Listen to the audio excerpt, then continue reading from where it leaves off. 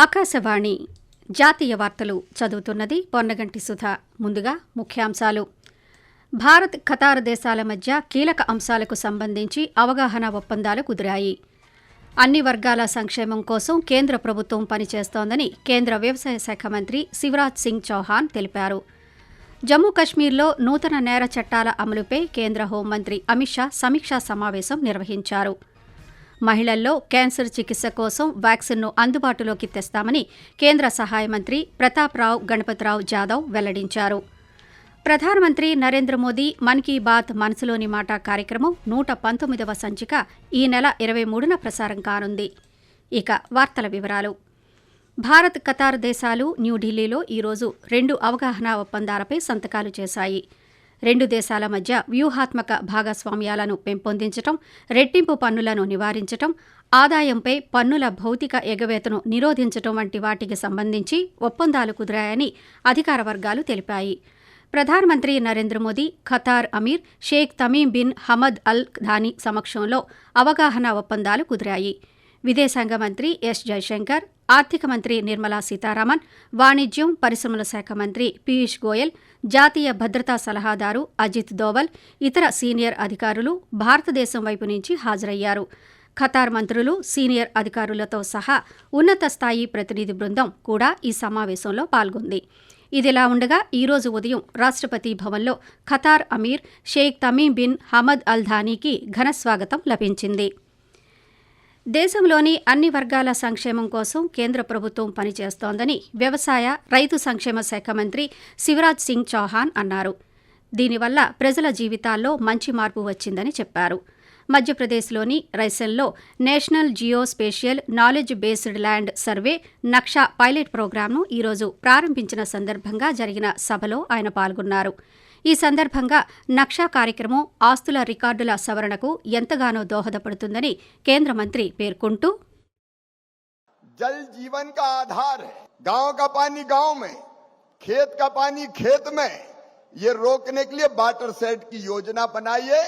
जल लाए धन धान्य, और इसलिए चेक डैम, स्टॉप डैम, बोरी बंधान, पर्कुलेशन टैंक, कई जल संरचनाएं बनेगी, जिसके लिए 8,000 करोड़ रुपए से ज्यादा का प्रावधान किया गया है.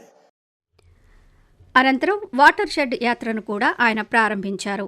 ఈ కార్యక్రమంలో మధ్యప్రదేశ్ ముఖ్యమంత్రి మోహన్ యాదవ్ కూడా పాల్గొన్నారు.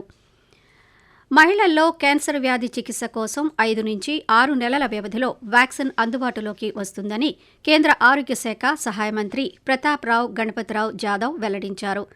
9 నుంచి 16 సంవత్సరాల మధ్య వయసు గల బాలికలు దీనికి అర్హులు అవుతారని న్యూఢిల్లీలో ఈరోజు ఆయన పాత్రికేయుల సమావేశంలో వెల్లడించారు. టీకాపై పరిశోధన దాదాపు పూర్తయిందని, ప్రస్తుతం పరీక్షలు కొనసాగుతున్నాయని అన్నారు. దేశంలో క్యాన్సర్ రోగుల సంఖ్య పెరిగిందని పేర్కొంటూ కేంద్ర ప్రభుత్వం ఈ సమస్యను పరిష్కరించేందుకు చర్యలు తీసుకుందన్నారు.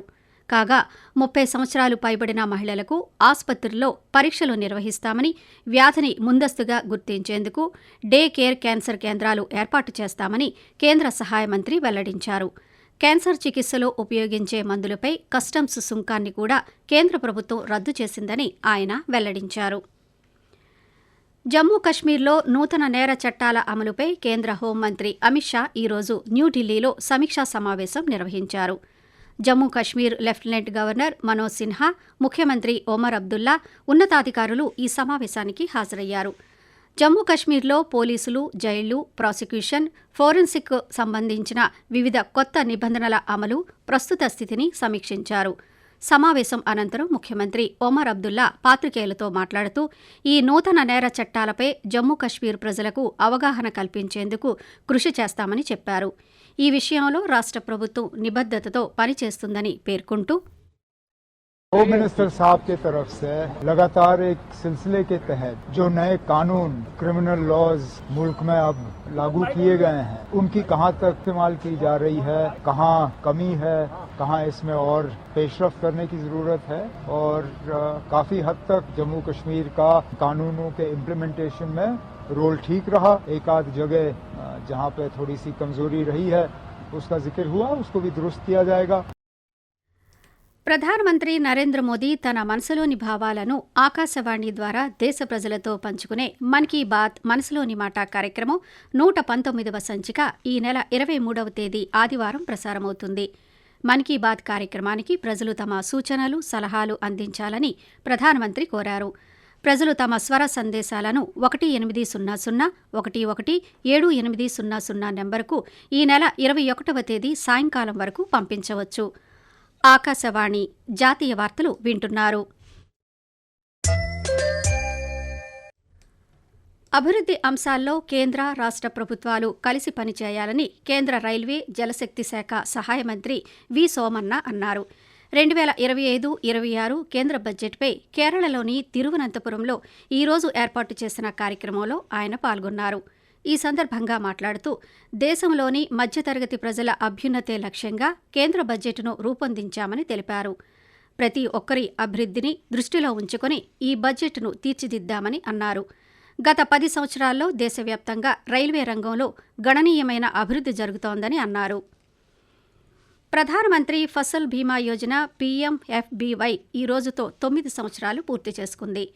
ప్రకృతి వైపరీత్యాల వల్ల పంట నష్టపోయిన రైతులకు ఆర్థిక సాయం అందించాలనే లక్ష్యంతో 2016లో ప్రధానమంత్రి నరేంద్ర మోదీ ఈ పథకాన్ని ప్రారంభించారు. వినూత్న వ్యవసాయ పద్ధతులను అనుసరించడాన్ని ప్రోత్సహిస్తూ రైతుల ఆదాయాలను స్థిరీకరించడంలో ఈ పథకం కీలక పాత్ర పోషించింది.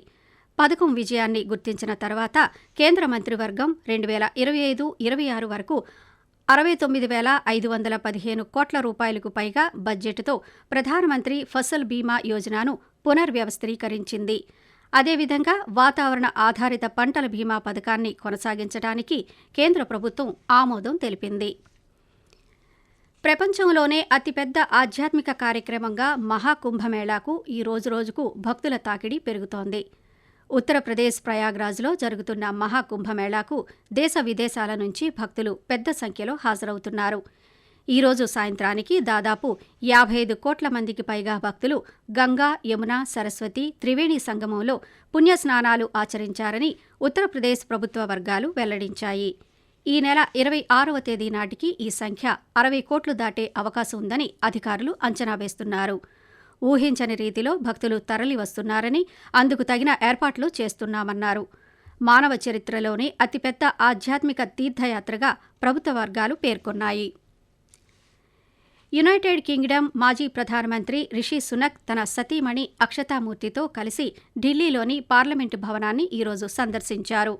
ఆయన వెంట రాజ్యసభ సభ్యురాలు సుధామూర్తి కూడా ఉన్నారు. లోక్సభ సెక్రటరీ జనరల్ ఉత్పల్ కుమార్ సింగ్ సునక్ కుటుంబానికి స్వాగతం పలికారు. ఈ కార్యక్రమంలో Rajya Sabha secretary general PC Modi కూడా పాల్గొన్నారు. దేశీయ స్టాక్ మార్కెట్ సూచీలు ఈరోజు సాధారణంగా ముగిశాయి. సెన్సెక్స్ 75,997 పాయింట్ల వద్ద ప్రారంభమై చివరకు 75,967 పాయింట్ల వద్ద ముగిసింది. నిఫ్టీ 14 పాయింట్లు నష్టంతో 22,945 వద్ద స్థిరపడింది. డాలరుతో రూపాయి మారకం విలువ 86.96 వద్ద స్థిరపడింది. అంతర్జాతీయ మార్కెట్లో బ్రెంట్ క్రూడ్ బ్యారెల్ ధర $75.84 వద్ద ట్రేడ్ అవుతుండగా బంగారం ఔన్స్ 2,925.20 వద్ద కొనసాగుతోంది. శిలాజ ఇంధనాల వినియోగాన్ని తగ్గించాల్సిన అవసరం ఉందని కేంద్ర గృహ నిర్మాణం, పట్టణ వ్యవహారాలు, విద్యుత్ శాఖల మంత్రి మనోహర్ లాల్ ఖట్టర్ పేర్కొన్నారు. గ్రీన్ మెట్రో సిస్టమ్స్పై న్యూఢిల్లీలో ఈరోజు జరిగిన 5వ అంతర్జాతీయ సదస్సుకు అధ్యక్షత వహించిన కేంద్ర మంత్రి ఈ సందర్భంగా మాట్లాడుతూ పెరిగిపోతున్న భూతాపం, కర్బన ఉద్గారాలు, వాయు కాలుష్యం వంటి సమస్యలను పరిష్కరించేందుకు సౌరశక్తిని ఎక్కువగా ఉపయోగించాలని కోరారు. ఆకాశవాణి జాతీయ వార్తలు ముగించే ముందు ముఖ్యాంశాలు మరోసారి. భారత్, ఖతార్ దేశాల మధ్య కీలక అంశాలకు సంబంధించి అవగాహన ఒప్పందాలు కుదిరాయి. అన్ని వర్గాల సంక్షేమం కోసం కేంద్ర ప్రభుత్వం పనిచేస్తోందని కేంద్ర వ్యవసాయ శాఖ మంత్రి శివరాజ్ సింగ్ చౌహాన్ తెలిపారు. ప్రధానమంత్రి నరేంద్ర మోదీ మన్ కీ బాత్ మనసులోని మాట కార్యక్రమం 119వ సంచిక ఈ నెల 23న ప్రసారం కానుంది. ఆకాశవాణి జాతీయ వార్తలు ఇంతటితో సమాప్తం. రేపు ఉదయం 6:45 ప్రాంతీయ వార్తలు వింటారు.